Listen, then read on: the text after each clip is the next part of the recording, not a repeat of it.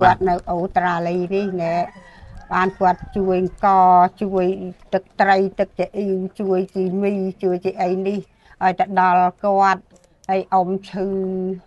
អ៊ំប្រុសអ៊ំស្រីក្មួយស្រីក្មួយប្រុសជួយខ្ញុំនេះខ្ញុំត្រីអណាស់ខ្ញុំពងខ្វះខាតខ្ញុំពងអត់ណាស់រកអីក៏បានហូបដែរគាត់អីខ្ញុំវីតានីណាស់ក្រែងណាវីតានីគាត់ជួយខ្ញុំទាំងខ្ញុំអរគុណខ្ញុំត្រីអណាស់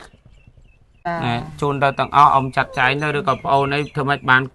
កូនទៅពេទ្យទៅអីណាបងណាទឹកចិត្តអ៊ំស្រីនឹងចង់ឲ្យបានយកចៅស្រីទៅពេទ្យអាណត្តិគាត់អាណត្តិណាឃើញឈឺឃើញអីចឹងណា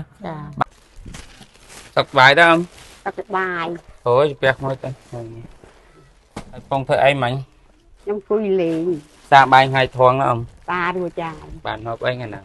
ខ្ញុំហូបកូនត្រីកូនរមកលីងបានកូនត្រីហូបទៀតចាតំណាងទៅធម្មជាតិណាអ៊ំចាទៅរកដល់ណាកូនទៅរកដល់ណាកូនរឆ្ងាយកូនឲ្យមកហូតតើទៅបាទ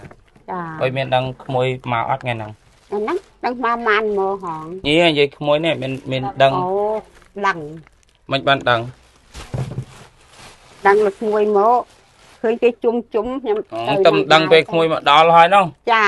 ចង់និយាយថាពីព្រឹកមកមានដឹងថាក្មួយត្រូវមកដែរថ្ងៃហ្នឹងខ្ញុំអត់ដឹងផងដឹងតែយកមិនមានយកសពអីអីសពល្អដែរបងទិញអីវ៉ាន់អ៊ំនេះ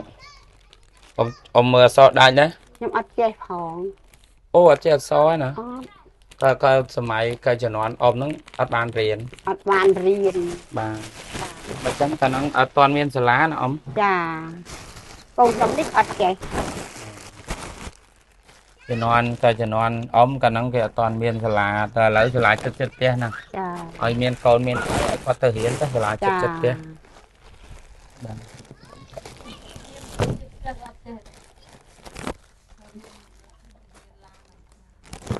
ដល់ណាបាត់ទៅឡានយកមកដល់ចា